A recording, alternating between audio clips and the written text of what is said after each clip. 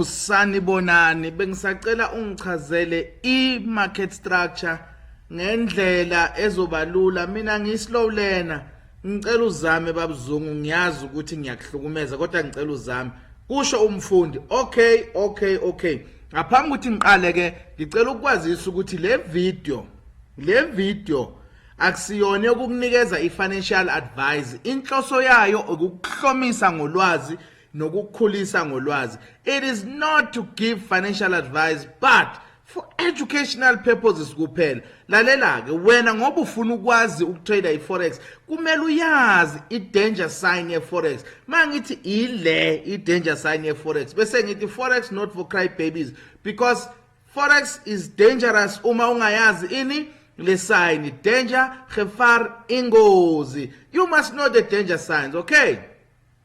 Asiqale ke na isign yethu yokuqala engifuna sikhulume ngayo ile sign eno low eno high eno higher low eno higher high. Kubaluleke ngani ukwazi le sign? Yingoba ikutshela ukuthi i-next move ithini, ikutshela ukuthi i-next move ithini. Saze kanjani ukuthi le move le izoya phezulu ngokuthi idlule le high le yenze ini i-break of structure iye phezulu, then sesiyabona ukuthi le move yethu le iphelele. Sino move number 1 la iqale khona i-move nala iphelele khona.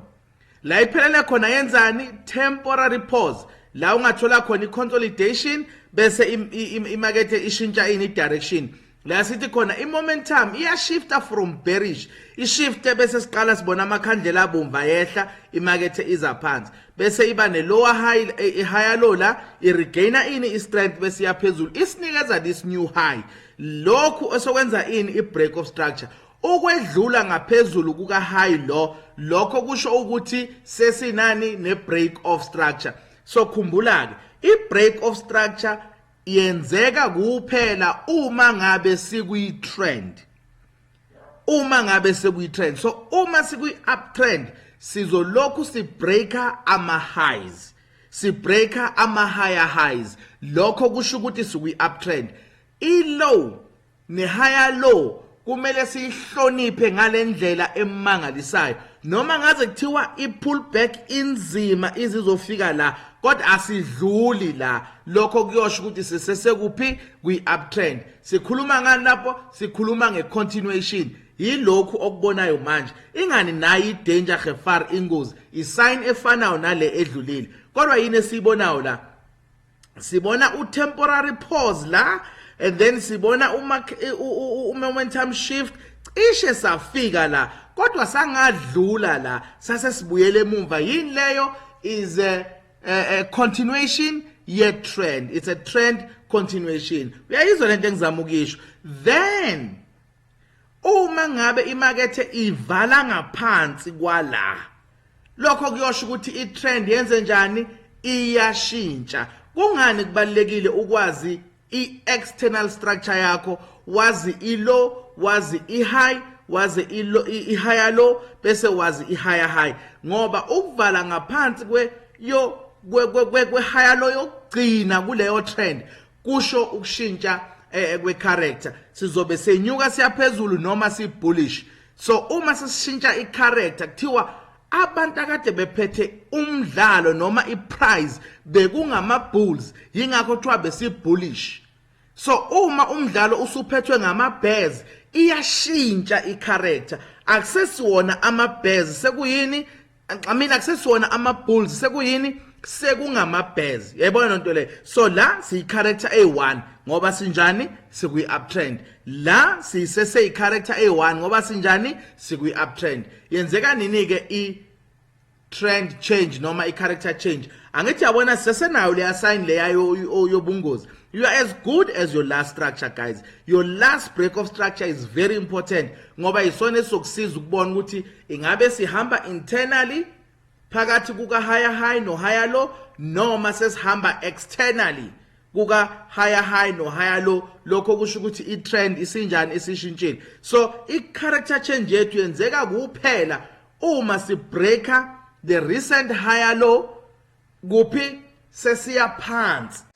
So ukuvala ngaphansi kwala kusho ini i-trend change ngoba le ingaphansi kwe last higher low kwi uptrend. So you are as good as your last break of structure guys. Yabo, so ukuze ukwazi uku-identify i-trend kumele uthole i-break of structure yakho yokugcina and then iyona ezokutshela ukuthi siyakuphi. Khumbula le break of structure siyifuna kwi-external structure. Siyifuna ku-external structure because if usebenzisa i-daily time frame la ukubona lento, then ku-smaller time frame uzoba nama-break of structure amaningi inside. Uyabona lonto leyo, but ngizonibonisa mase siya kuma-charts. Ake sibheke i-bearish ukuthi yona ihamba kanjani.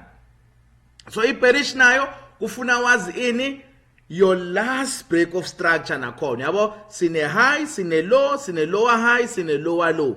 Then must break up below the low sinani sine break of structure ngoba sihamba ngani ngokwe-side le trend. Okay, so nakhona sibonile la sibe ne full move, temporary pause, momentum shift, then saba ne full move esinikeze ini i-break of structure confirming the downtrend. Yabo lonto leyo.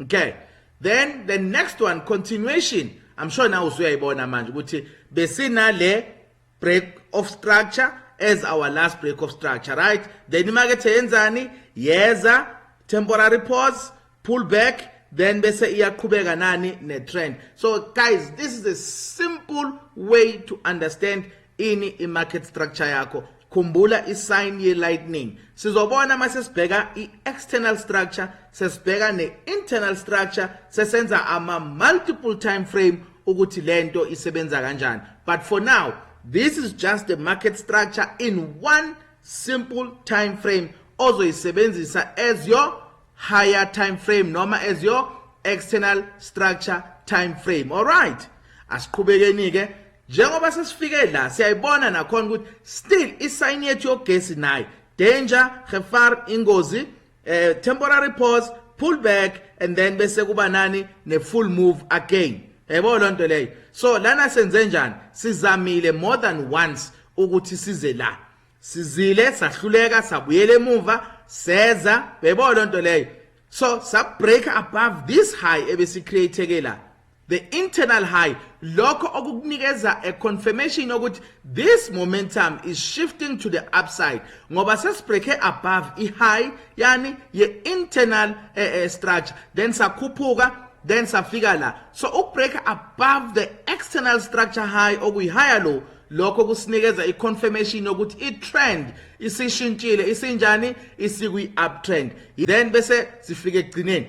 Manje ke guys ngifuna sihambe siye kuphi? Siye kwi-external structure yethu kuphi kwi-higher time frame yethu ukuze sikwazi ukubona ini isign yethu ethi danger, gefar, ingozi. Okay, sharp guys.